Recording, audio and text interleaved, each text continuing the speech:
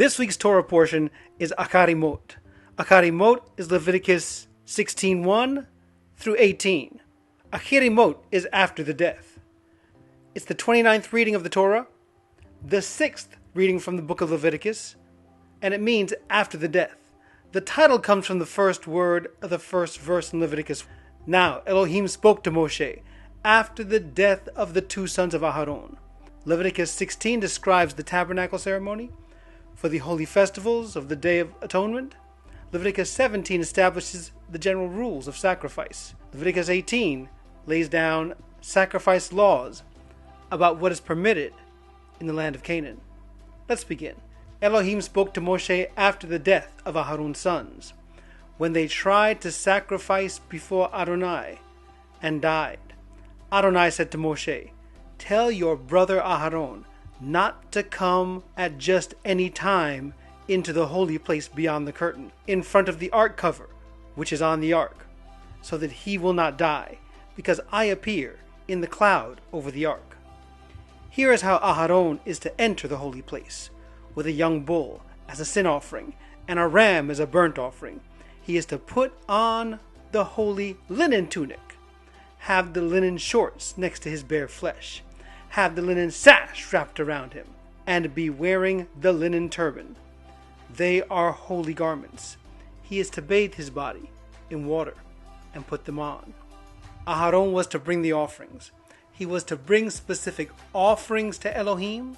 He was to bring the sin offering for forgiveness. He was to bring the ram as a burnt offering. But he was to put on linen before he brought the offering. Why was he to put on linen? Why was he to wear linen garments? Linen is a textile made from the fibers of flax. Linen is laborious to manufacture, but the fiber is strong, absorbent, and dries faster than cotton. Garments made of linen are highly valuable, and they're known for their coolness and freshness, especially in hot climates. Elohim was looking at the requirements of the priest, to be presented as a holy person in a holy place to a holy God. But he was also looking out for the comfort of the people. He gave them linen that would breathe. He gave them linen that was also clean, and they were to wash before they put on the linen.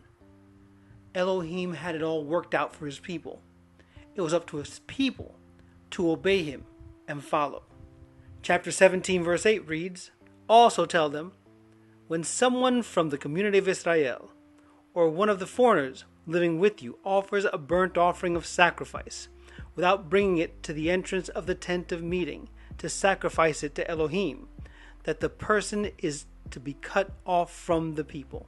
When someone from the community of Israel or one of the foreigners living with you eats any kind of blood, I will set myself against the person who eats the blood and cut him off from his people. For the life of a creature is in the blood. I have given it to you on the altar to make atonement for yourselves.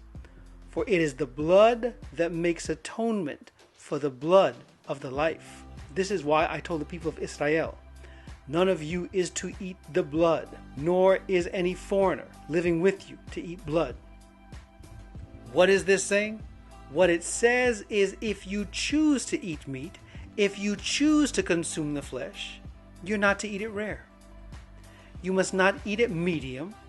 You must not eat it medium well. You need to cook it and have it well done, with all the blood cooked out. This is not a decision of man. This is not a recommendation of chefs. This is a commandment from Elohim. If you are striving to keep the commandments, you must clear the meat of any blood before it can be consumed. Verse 15 states, "Anyone eating any animal that dies naturally or is torn to death by wild animals, whether he is a citizen or a foreigner, is to wash his clothes and bathe himself in water. He will be unclean until evening. Then he will be clean. But if he doesn't wash them or bathe his body, he will bear the consequences of his wrongdoing." It's interesting that in 20 states, eating roadkill is legal. from Vermont to Washington to Oregon to Pennsylvania to many others. The most recent actions have been taken in California. Picking up roadkill to consume, harvesting roadkill to be eaten. People pick up deer, elk, pigs, antelope, any kind of game they can find in a car collision. And Elohim says no. You are not to eat the roadkill. You are not to eat any animal that is killed by a non-kosher method. The animal must be killed using kosher methods.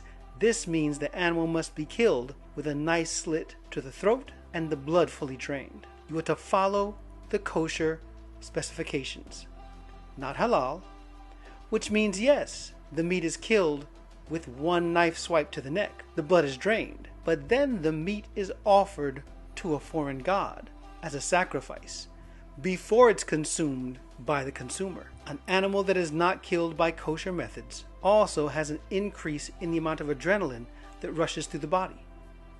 If an animal is killed in a stressful manner, the meat is not kosher. The stress of the animal goes through the body of the animal, making the meat unpure. Leviticus 18 says, Elohim said to Moshe, "Speak to the people of Israel. Tell them, I am Elohim your God. You are not to engage in the activities found in the land of Egypt, where you used to live. You are not to engage in the activities found in the land of Canaan, where I am bringing you. You are not to live by their laws. You are to obey my rulings and the laws and live accordingly. I am Elohim your God. You are to observe the laws, rulings. If a person does them, he will have life. I am Elohim." You are not to engage in activities that you did in Egypt. The Greek reads, like the work for the land in Mitzrayim that you settled in. You will not do like the work of the land of Canaan that I am making you come onto. You will not do. You will not walk in their customs. There are many activities that took place in Egypt that the children of Israel were not to get involved in. There are many activities taking place in Canaan that the children of Israel were not to get involved in. Serving other gods, being unclean, eating unclean meats, having sexual relations that were impure. This is not permitted of the children of Israel. It would not be permitted then. It's not permitted now. It was not permitted for them to indulge in what they did in Egypt. It was not permitted for them to indulge in what was going on in Canaan. It is not permitted of you to get involved. The Hebrew says, lo ta'atsu, not do. You are not to do it. The way that they saw other people living, they weren't to engage in. The ways that they remembered other people living, they were not to engage in. They were a new people. They were to be a blessed people. They were to be a people that were holy. And verse 6 of 18 reads, "None of you is to approach anyone who is a chosen relative in order to have sexual relations. I am Elohim.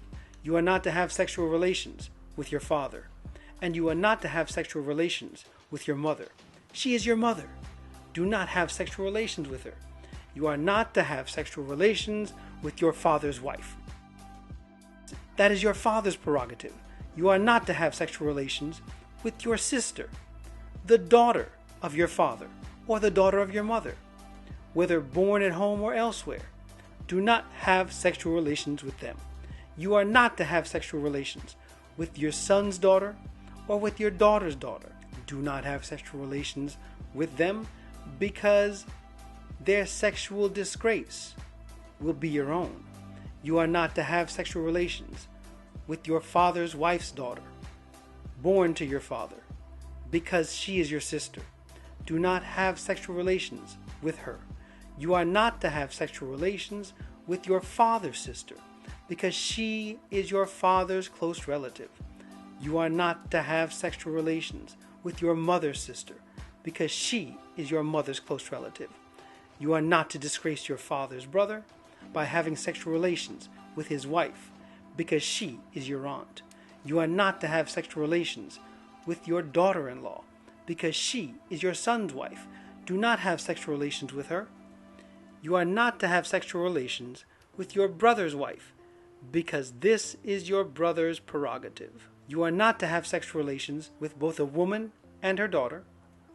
You are not to have sexual relations with her son's daughter or her daughter's daughter. They are close relatives to her.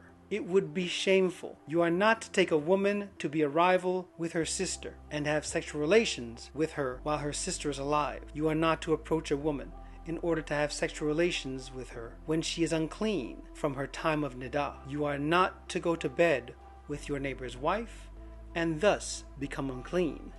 You are not to have any of your children be sacrificed to Molech, thereby profaning the name of Elohim. I am Elohim. You are not to go to bed with a man as a woman. It is an abomination. You are not to have sexual relations with any kind of animal and thus become unclean with it. Nor is any woman to present herself to an animal to have sexual relations with it. It is a perversion. Do not make yourself unclean by any of these things, because all the nations which I am expelling ahead of you are defiled with them. The land has become unclean, and this is why I am punishing it. The land itself will vomit out its inhabitants. But you are to keep my laws and rulings, not to engage in any of these disgusting practices, neither the citizen nor the foreigner living with you. For the people of the land have committed all of these abominations, and the land is now defiled. If you make the land clean, I will vomit you out, just as it is vomiting out the nation that was there before you. For those who have engaged in any of these disgusting practices, whoever they may be, will be cut off from their people. So keep my charge not to follow any of these abominable customs that others before you have followed, and thus defile yourselves by doing them. I am Elohim, your God. There were Egyptian practices that they knew of, and they're being told what's going on in Canaan. They were not to indulge. They were not to get involved, as there are certain things we are not to indulge in today. There are cartoons today that present human characters having sex with animals, that have human characters sleeping with animals. This is not permitted before Elohim. We are supposed to be holy, and these practices were and are detestable. But you say it's only a cartoon and it's funny. Is it? Is it something we should be watching, or something we should turn off and put aside? Does watching it bring you closer to Elohim, or draw you further away from his presence? Comment below so we can discuss. Like, share, and subscribe to this content, and allow Elohim to continue to guide your life.